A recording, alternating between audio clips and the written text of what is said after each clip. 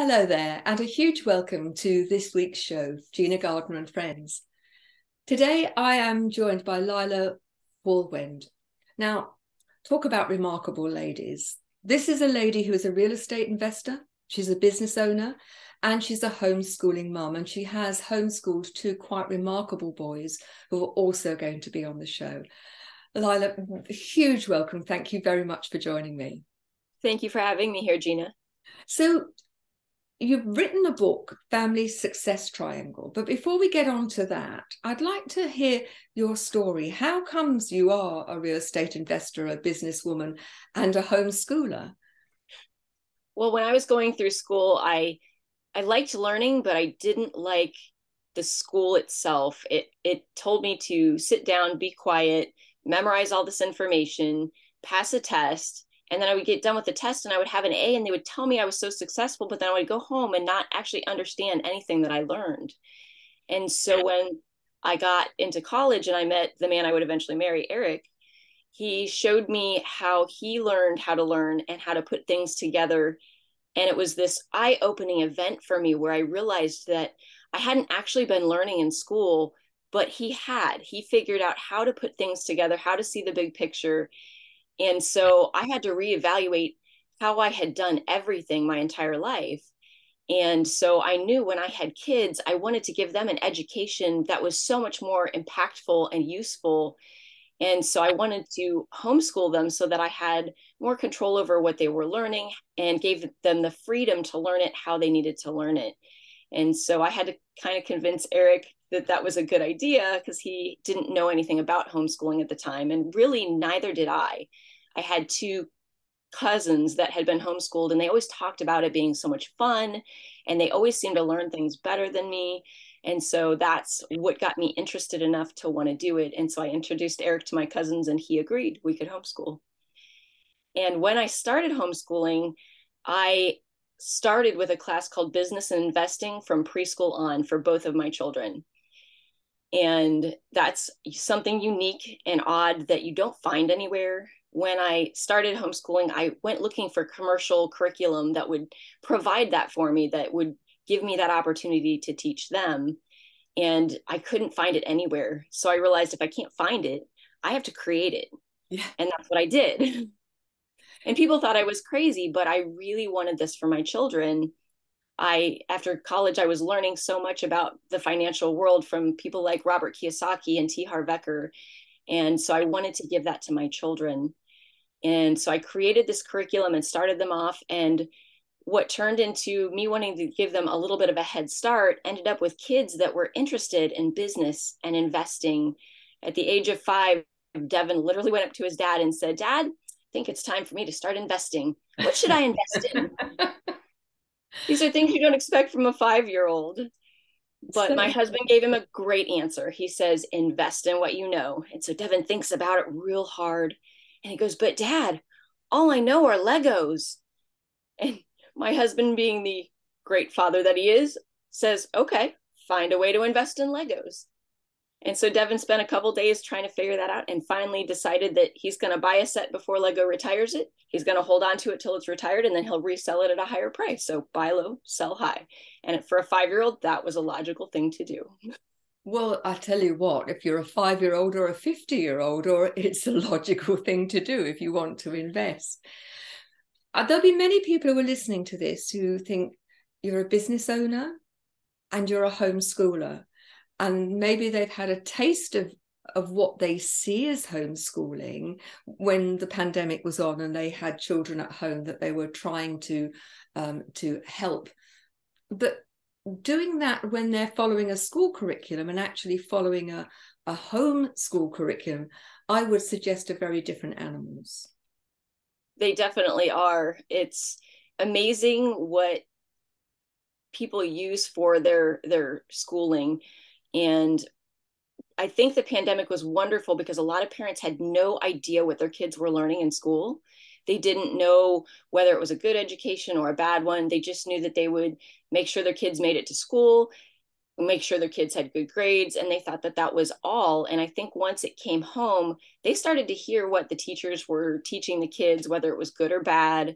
what the school might be missing teaching them, and whether their kids were interested in it or not. And I think many parents that I have talked to discovered that their kids are interested in learning. They just weren't getting the learning that they wanted from where they were going to school. So I've seen a lot of parents start homeschooling since the pandemic because they realized they could do it. It didn't become this overwhelming task. It was just something they realized that worked for their children. And so I think it's a wonderful thing to see homeschooling rates going up. I mean, as you know, I was a principal or head teacher, if we're listening to this in the UK, for over 20 years. I do think education has shifted in the almost 20 years since I have left. But one of the things that I would often have an argument-ish with parents was when they said we were expecting too much from children, that we were expecting them to be too independent. And I would say to them, you know, we underestimate our children and what they're capable of, and given the right support, and we always used to work on the principle is you've not failed to learn, we've not found the right key yet. That's not because of you, that's because of us.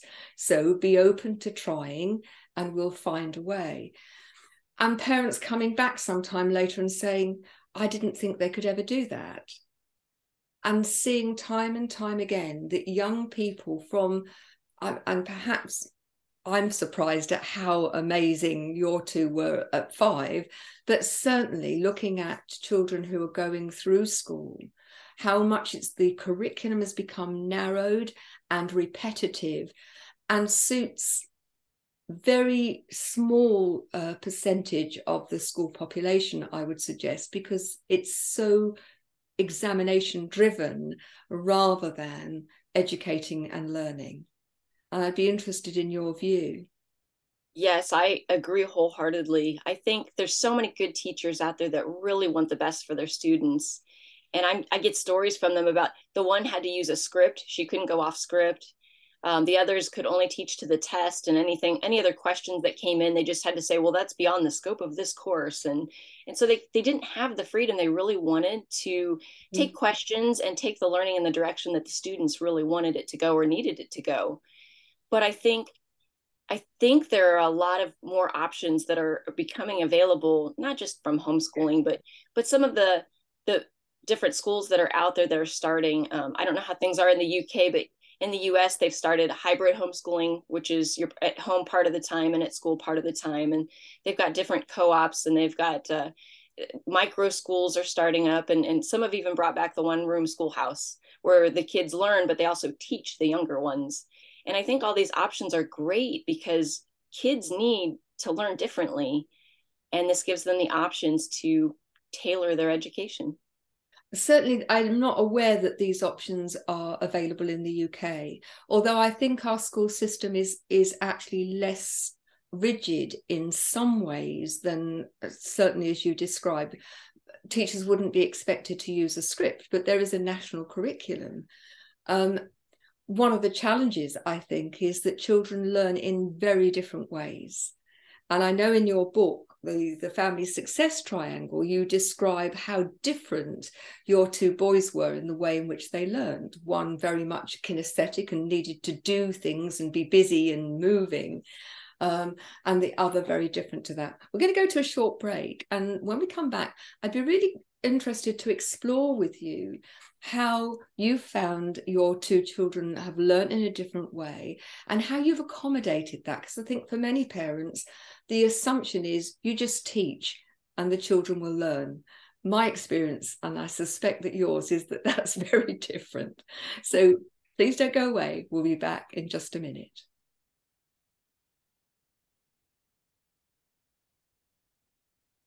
Welcome back. I'm joined today by Lila Wohlwend, and we're talking about homeschooling, something that she's done incredibly successfully with her own two boys. And I'm really interested to explore different ways in which we learn, whether we're children or we're adults. And I've no doubt that those of you listening, there'll be some of you that, given a flat pack piece of furniture, will read every bit of the instructions and get everything laid out before you start to put it together. And there will be others who don't look at the instructions, don't look at anything that's there, and then wonder, Well, some of them will get it together straight away, but there'll be many who'll have a few screws missing, or things are a funny angle. So, Lila, how did you get your boys, or how did you recognize that your boys needed a very different approach, and how did you approach it? The very first lesson I got was from Devin, and he was just really a baby, but I wanted to read to my kids. So I was reading to him, and I realized that he's not just looking at the pictures. I was running my finger underneath the words I was reading, and he would follow where my finger was going and look at the words. And so I pulled out these flashcards and I started going over colors. And I realized at some point I could hold up two colored cards and ask him which one was blue, and he would put his hand on it. And I'm thinking, you're less than a year old. You shouldn't know all these things. But he learned by looking at things. And so when I went to homeschooling for him, I became very focused on if he could see it. So I used a lot of pictures. I made sure that if I could use a movie to do it, I would do that, because it was all very visual for him. And he still, to this day, that is one of the best ways he learns, is to see it. Yes. And my second child, Ethan, totally different experience. He bounced the entire time I tried to teach him how to read. I couldn't understand how he could even see words on a page, because he moved so much. And I realized that if I had put him in the regular public school here, they would have probably had me put him on Ritalin. But I had to find a creative way to focus him. And so I learned if I gave his hands something to play with or do, then he could sit stiller and read the words on the page. So he was constantly playing with blocks or had other things going on while he was learning. In fact, the very first time I took him to a paid business event where he could learn from a speaker, I was so proud of him. He sat up front and it looks like he's furiously taking notes. And I'm thinking, this is great, he's learning. And we get to the end and I look at his notes, and it's a couple words here and there, but for the most part, it's all these pictures. And I was furious. I'm thinking, I just paid money. And this kid drew the whole time. But then Eric started quizzing him and he could answer every question. And I'm thinking, oh my gosh, he learned. It didn't matter that he was drawing and doodling. The movement of his hands kept his mind focused on what the speaker was talking about. So it was a totally new experience for me. But that's what he needed to learn. And so now if he's got a lot of pictures or he does a lot of moving while somebody's up there talking, I understand he's learning. That's him focusing his mind because his body is busy. I think there's a lot to look at in that. Looking at your children, if you have children, those of you that are listening or watching, and recognizing that even if they're twins, they'll be individual and that they will need perhaps to do things differently. And I think we're so quick to put people in a box. It's got to be this way. And if you don't do it this way, then there's something wrong with you, rather than let's look at the system and see if the system actually suits you. And I think if you look at, I'm talking about the UK education system, and when I was in it, something like 85% of the curriculum was based on the written word. So if you had a challenge in terms of reading, then so much of the curriculum was not available to you. And then children become disruptive because they're bored or because they're frustrated because they can't engage.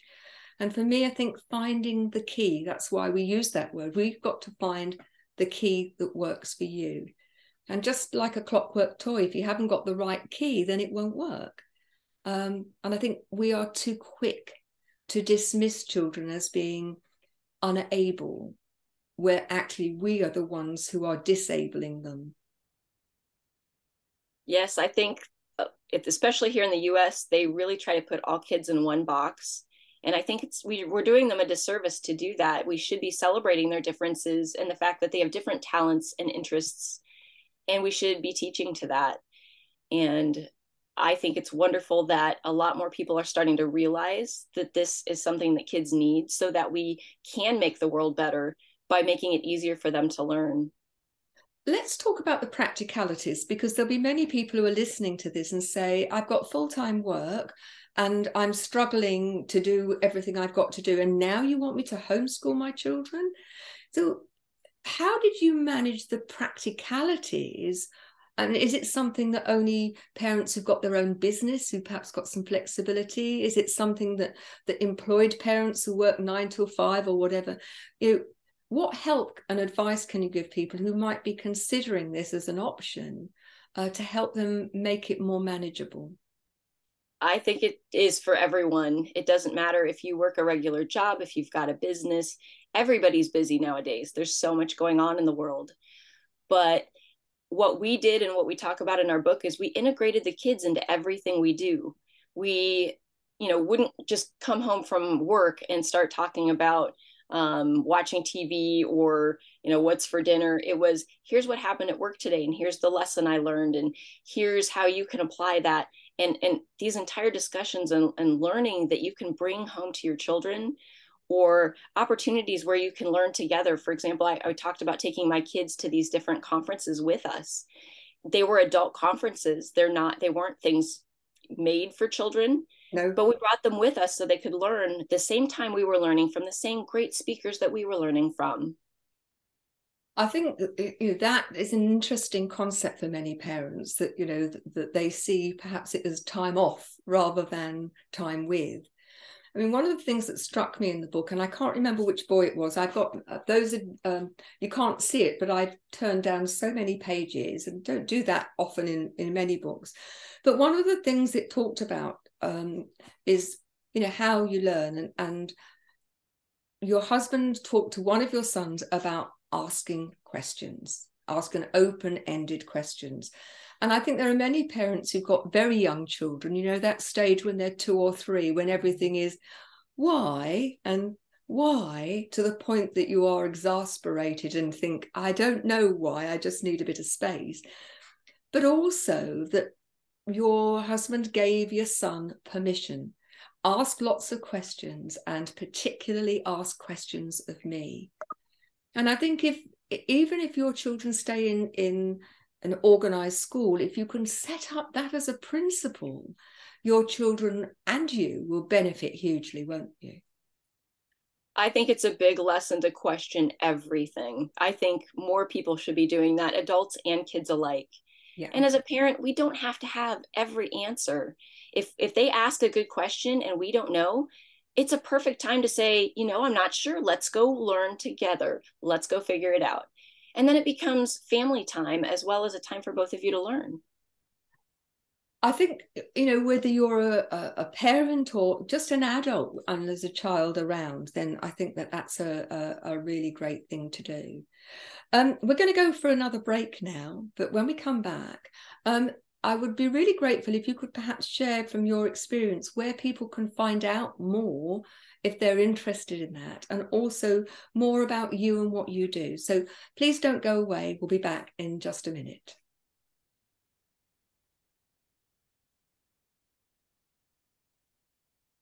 Welcome back. Lila, where can people go to get help if they're interested in homeschooling their children? There are many organizations that are in different locations. They can actually do a web search for homeschooling groups near them. That's a great resource to be able to talk to people that are already doing that, that live in your area, that have the same, rules or regulations. Because obviously different locations, like the UK has slightly different rules for homeschooling than the different states in the US. So you can learn from the people in your area that are doing what you want to do. And that's what I tell everybody. If you want to learn something, find somebody that's already doing what you want to do, learn from them. I think that's a really great advice. A really good starting point, I would suggest, is buy yourself the book Family Success Triangle by Eric M. Wohlwend and Lila J. Wohlwend. It's a really good read. And I'd also say, even if you're not thinking about homeschooling, if you're a teacher, an educator, I would really urge you to read this book too. I read it with sort of several hats on. And there is so much in there that will challenge your thinking about what children are capable of and how we can help them. Now, I know you're a businesswoman and that you have a real estate business. If people were interested in knowing more about your business, and my understanding is that you help people understand investing in real estate. Tell us a little bit about that in the last few minutes of the story, the program, and how people can perhaps get in touch with you about that? Yes, we have a website, clearskytrainer.com. And we have a newsletter they can sign up for that it comes out every week, talks about different investing strategies or things going on in the world that might affect you. We go over a lot of things about business. I post a lot of things for homeschooling and kids. And really, if you're interested in getting involved and learning more, our book is a great resource, whether you're a parent or a business owner. I learned so much from my kids about how to relate to my team at work. And my team at work taught me how to be a better parent. And so all these things really build on each other and help each other. And that was one of the big lessons that we learned and why we put that in our book, that one really helps the other. There's investing helped our business, which helped with our kids, and vice versa. So highly recommend the book for anyone interested. It's interesting, isn't it? Because people talk about my personal life and my professional life. I'm a parent, I'm a partner, and so on. But actually, we're the common denominator. We're in every part of our life. And so these interconnections, I think, are so relevant. I talk about being the leader of your own life before you start to lead other people. And I think that what you've demonstrated is an exceptional leader of your own life, as a parent, as a businesswoman, and so on. So thank you very much for joining me on the show. I really do appreciate it. Have you any last words of wisdom for our listeners if they're thinking about homeschooling? Yes, I think you should start integrating your kids into everything that you do. Learn with them, get interested in what they're interested in, find the things that you want to do together. And if you are thinking of homeschooling and you think it sounds overwhelming or don't know if you're ready, if you're interested, you will find a way to make it work. I run a business and I homeschool, and it sounds like it's a lot of work, but it was so worth it.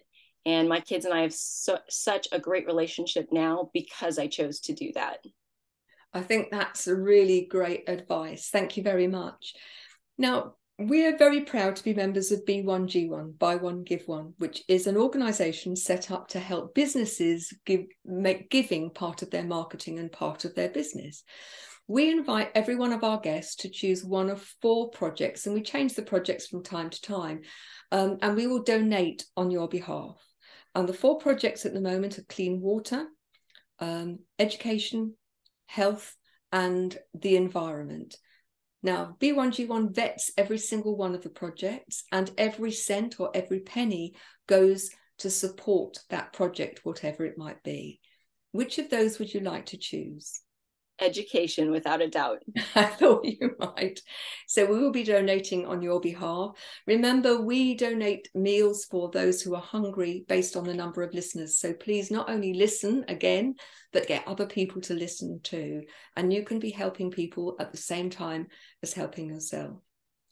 I'd love to hear from you and know if you've got a story that you'd like to share, how you like the show, what are the themes that you'd like me to cover.